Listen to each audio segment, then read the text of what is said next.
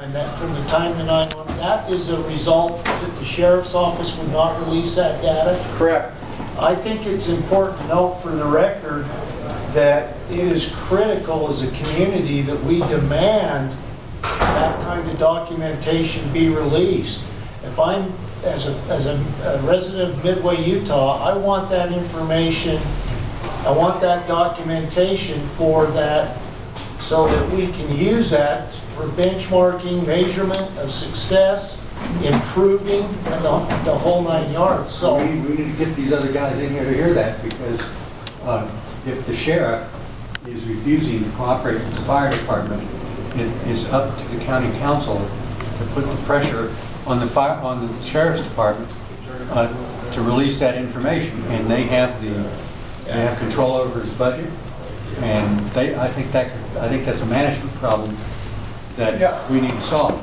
I want to be careful and not hammer the sheriff's department, because I'll probably get. well, and I'm not getting tickets on the way out of town. I'm not suggesting that. I'm just saying I think it's important that everybody, I would hope everybody would agree that that kind of information is critical. Absolutely. In order for us to progress as a community. And it makes a difference on being able to measure how well you're performing. Right. I'll be honest with you, when I called dispatch, the first supervisor I talked to told me that they are not secretaries, they're dispatchers, and the fire department come and get their own data. Then I talked to her boss, and he said, oh, we'll get it for you. A month went by, called me, and goes, we just don't have time. So one of the things we recommend is a comprehensive records management system that's linked to the CAD system that downloads all the times. From the time they get the call, downloads it into your incident records management system, to your records management system. I think it's important to point out, this is the first we've ever heard of it. We did not know this. I mean, did anyone else on the board know this? Yeah, again, I'm not... Had anyone passed that information on to this council and this board, we could have reacted. We didn't know. Plus, I mean, we paid for this report as a community, as taxpayers, and so that critical information not being included, I'm concerned why we didn't hear about that sooner than... The sheriff. He's not here. I heard the call, and I heard a very different story. And I've sat here long enough. If that's the justice for this information, then I question all the information based upon what was just said about the sheriff. So I would suggest you get the sheriff in here and ask that question, rather than, you know, I appreciate y'all hung in here, but you know, maybe y'all find it for But that's not what I said. What I said was that that was critical information. I'm not questioning why they didn't give it. All I'm saying is it's hard to see. Apparently, they refused to give it. But the point is that's critical information for this report. That's all I was. Maybe we should find out why. That would be great. Well, let me address that before we get too hot about this. Is they have limited staff and limited ability to do all that stuff. I understand that. Dispatching is a difficult job.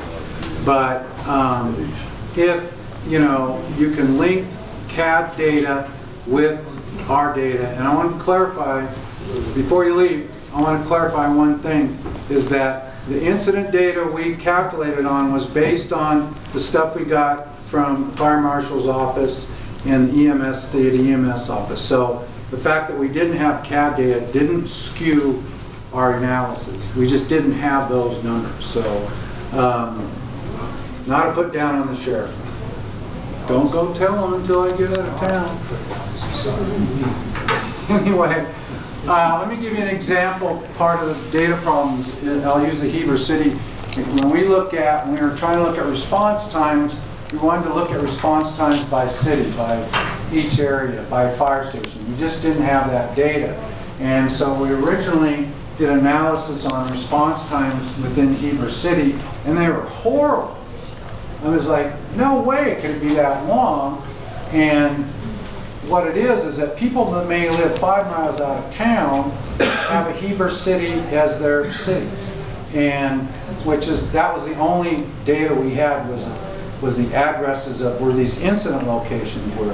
Oh, their So the address is response Heber time, City. what's Their that? address is Heber City, even though they don't live within Heber City. Right. County. Correct. And They're out in the outside the county, city but- limits. So I don't want to get you in trouble or get you arrested on the way out of town. Okay. But my understanding is that CAD data feeds the record management system, and it's from the record management system that you get incident reports, and it's incident reports from which law enforcement and fire department build their budget. And if we're not getting that, that is something that I think, you know, the management, I'm just on the advisory board, but I think that's a management issue that needs to be on our to-do list. Well, if the county manager comes back to the It's not his sheriff, I problem. have to leave. The sheriff doesn't work for him. It's between the Yeah, it's sheriff, these guys. the chief, and the council. And I don't know what their resources are in terms of staff and that sort of, because it would be nice if the sheriff's department could do medical priority dispatching, things like that. But again, I don't know what the sheriff's budget is or his ability to pay for staff and to train the staff. It's a much more complex. It doesn't mean they're bad people. And the only negative thing I got was from one person. The sergeant in charge of dispatch was very nice, but after a while he said, man, we just don't have time. And I get that. I don't think this is a time problem. I think this is linking computer applications. You know, I had some experience with that with some police departments, and this is not state-of-the-art technology. This goes back to the 1960s with IBM mainframes, where they had, well, computer-assisted dispatch was a little later than that, but that created data files that then fed right into the record management system, which spit out all the reports the politicians used to make the case for a tax increase. Not to get sidetracked here. I would imagine we have a record of every call that's made to dispatch and how it responded to. You just need to get that data to you. Oh, I'm sure they have the records. Well, and I need to clarify this further. We asked for the records in an Excel spreadsheet format, so we could analyze it that way. Most CAD systems can easily do that, but I'm not sure that's something they do on a regular basis, and probably didn't have time to learn how to do it. So I'll move on before I get it. And this is Wasatch County EMS data. In 2017, there was 1,950 calls dispatched, and then 1,271 patients actually transported. So not every EMS call results in a transport. So about 65% of the calls they go on results in a transport. It's not bad. This is their average daily service demand. You can see that it's scene responses are the 911 calls. And you can see that their daily call volume has increased since 2014. Their interfacility transports, those are typically from outside the county to another hospital. Sometimes they're emergencies, sometimes they're non-emergencies. And this is service demand by day of the week. And the dark blue are 911 calls, scene responses.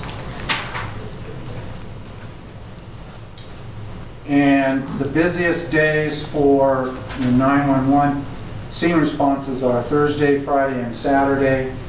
And then the busiest days for interfacility transports are Monday, Wednesday, and Saturday. This is really helpful information to know this in terms of staffing. Sometimes you may want to put on a peak demand unit for so many hours during the day, or a specialty unit to do maybe interfacility transports only. So it's good information to have.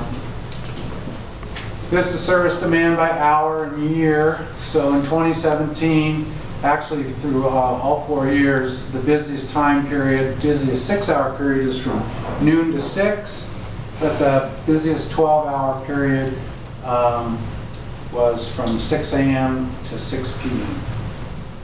So consistent with the fire department. This is turnout times, and what turnout times are And the fire department has turnout times, and so does EMS. This is from the time that the call is dispatched till the crew gets in a fire apparatus or an ambulance and begins to respond. So the turnout times here don't look real good. It's like, why did it take you 9 minutes in 2017 to get out to your rig?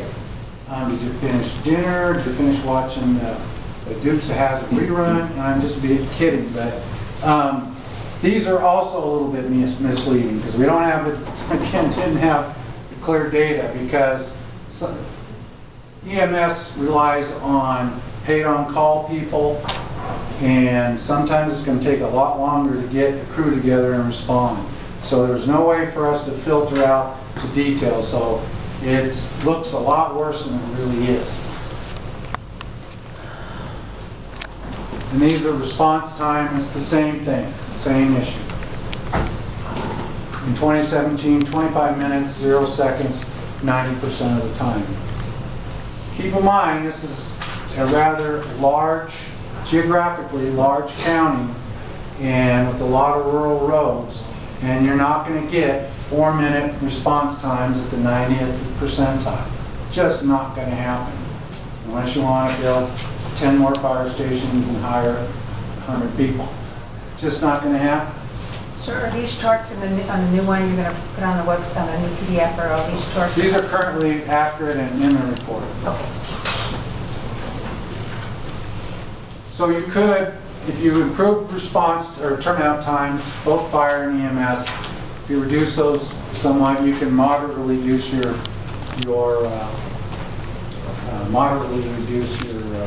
overall response time.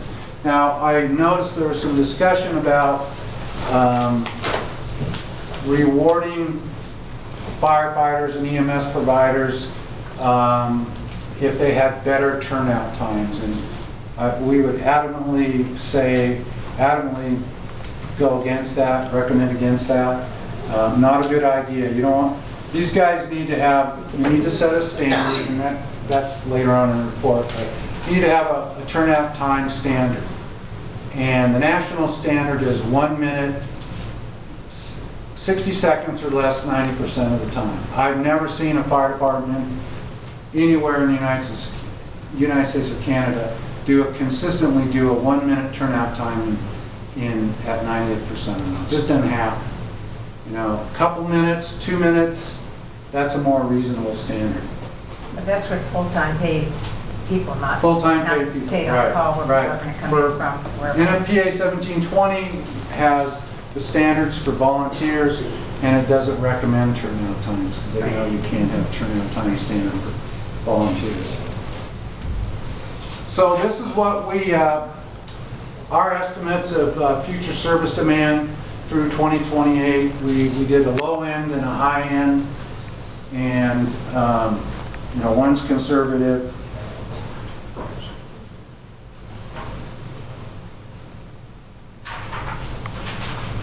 So, ISO rating. The Insurance Services Office uses the Public Protection Classification System. It's a national system on fire protection. It impacts your insurance. It only looks at fire protection, doesn't look at EMS. And the ratings are based on a scale of 1 to 10. 1 is your best, 10 is the worst.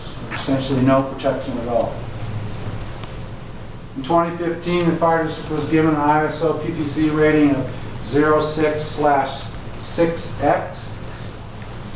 6 class applies to communities within 5 miles of a fire station and 1,000 feet of a fire hydrant or alternative water supply. X class applies to properties beyond 1,000 feet of a fire hydrant but within 5 miles of a fire station. So, PPC rating, it impacts insurance. But sometimes fire departments put way more emphasis than necessary on your ISO PPC rating. And I'm not saying it's not valuable, but it has some impact on residents, but mostly on commercial properties is where the big insurance savings are. You get a little bit of insurance savings if you're a resident, for residential property. single-family homes, but mostly commercial properties is where the big savings is in insurance. I know this may be a sore subject, but if I built a house in Wasatch County, and whether it was a 10,000 square foot home, which I would never be able to afford, or a 2,500 square foot home, I would probably put a sprinkler system in it, and it would probably benefit my insurance costs much better than the ISO rating. So there is room for improvement. But is Yes, that ma'am. ISO rating, that was from 2015, is that based on multifamily units having sprinkler protection as well? Whatever they're, I didn't get into the real details. The chief, were you here when they did the rating? So that would affect, you do get, depends on your insurance provider if they do recognize that for a multifamily, especially for a single family. But the multifamily and commercial is ruled by the International Fire Code, so the majority of them will be required to But install. that's not the case here anymore. We don't require them in a lot of instances, correct? So the fire districts over multifamily and commercial, and fire code does require them to provide sprinklers. Did that answer the question?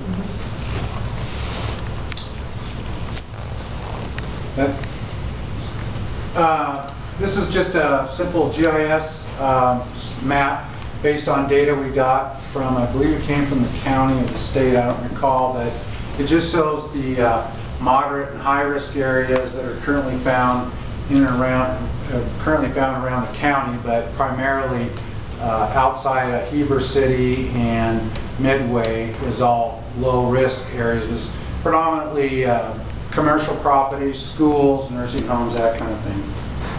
And as we would expect, that's the highest risk is in Heber City.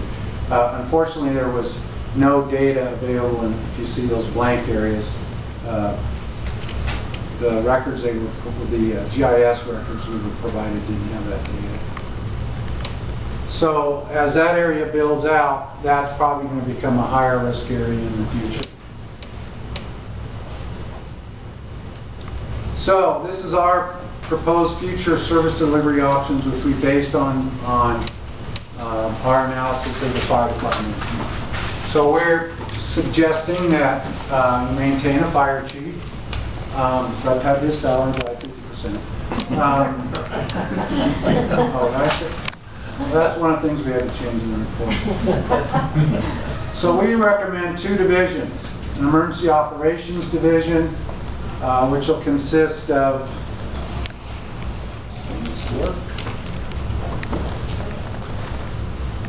consist of 3 shifts, as they have now, 3 battalion chiefs, a captain at the Jordanelle station, the Heber station on each shift, and then 4 firefighters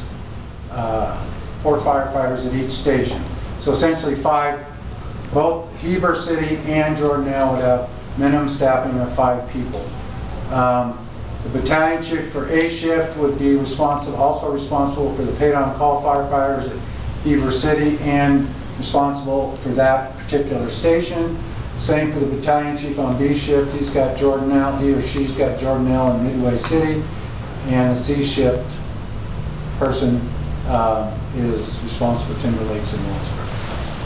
Also part of operations is we recommend a battalion chief in charge of all EMS issues as well as the paid-on-call EMS providers. And then we suggest a division chief of support services, which includes a battalion chief of training and a captain in fire and EMS training. The EMS BC would work closely with the BC from training to ensure that adequate EMS continuing education and training is done. Then fire marshal would be at the battalion chief level, fire inspector and fire investigator, and the wildfire warden. So in the support, as I said, excuse me, in the support service division, we have a battalion chief responsible for all training and probably safety as well. A captain assigned to coordinate, conduct fire and EMS training and help with safety. And then the battalion chief service fire marshal, essentially current role, fire inspector investigator, wildfire warden, and a logistics officer, which I didn't mention before. Logistics officer could be a civilian, does not have to be a firefighter. Operations division staffing, I kind of went over that.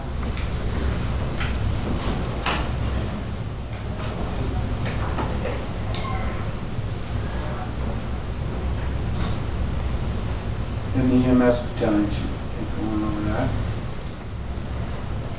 An alternative, if you didn't hire the people necessary to fulfill all those positions in terms of operations and the shift folks, is you could hire four firefighter paramedics initially, because we're suggesting you have a minimum of paramedics at each of the two, at Jordanelle and Heber City, actual paramedics, not advanced EMTs.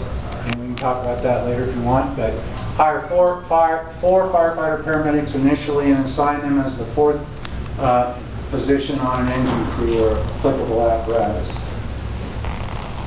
And you could cross-staff an engine with one firefighter and captain, and the ambulance with one firefighter and a firefighter paramedic. Don't like two-person engine companies, but that's all you can afford. To give you an idea, I did a project last year in Washington State, and they had one station with two firefighters. They were a firefighter and paramedic, and they cross-staffed an engine, and they cross-staffed an engine in a medic unit.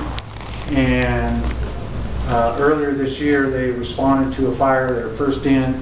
A gentleman was trapped inside a garage. It was burning. They breached the wall, pulled the guy out, saved his life, and got into a major. We had recommended updating that station to a 3-person station at minimum, and the city got a huge fine for that, and et cetera, et cetera. It's been in the news. It was a big terrible thing. So in this format, you can respond to fire incidents as a 4-person crew, or respond to EMS in your first response area as a 2-person engine crew and a 2-person ambulance.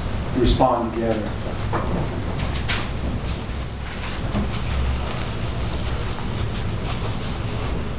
So we strongly believe that a merger of the fire district and EMS into one organization is the way to go.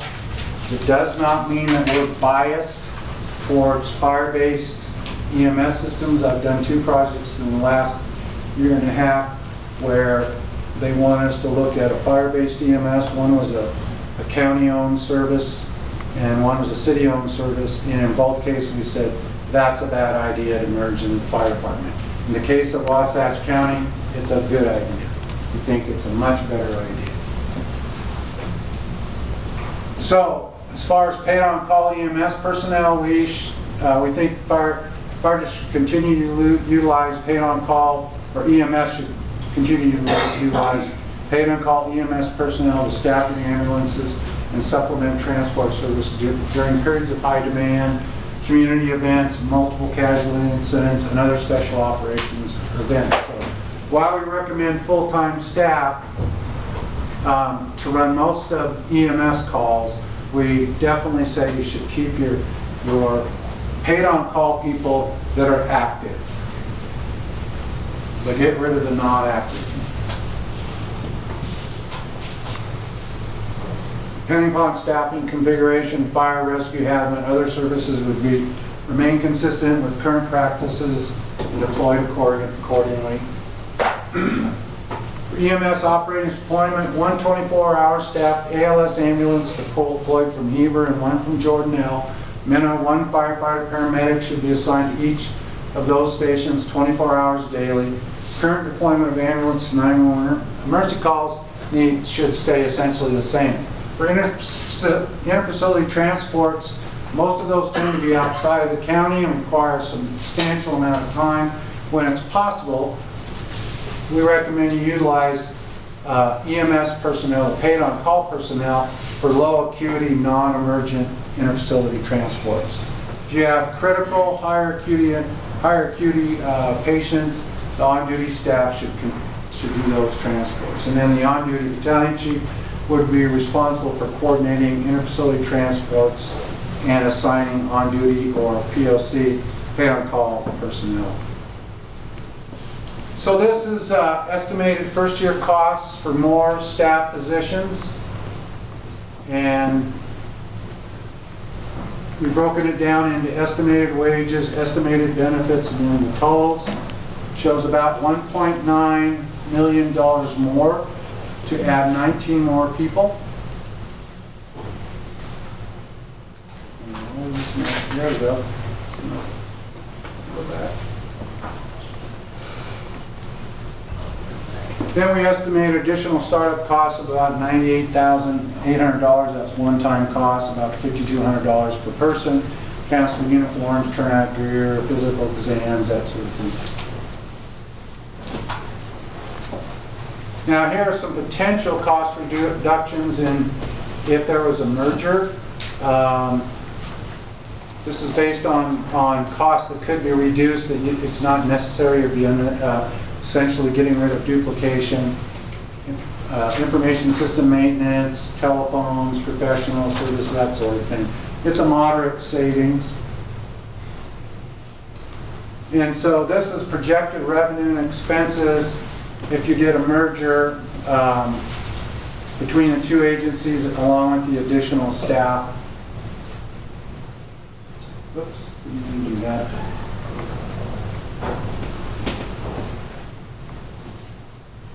Sorry.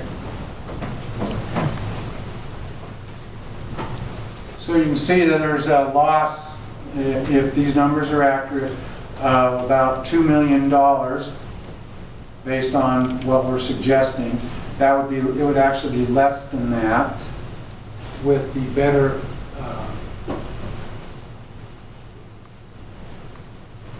better collection rates. So if you look at, we'll just say 2020 shows a loss of $1.7 million after you deduct the savings from duplication of EMS.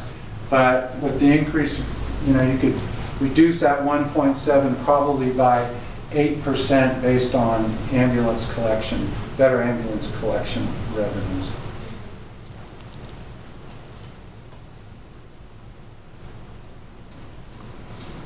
So you don't have to do an immediate legal merger.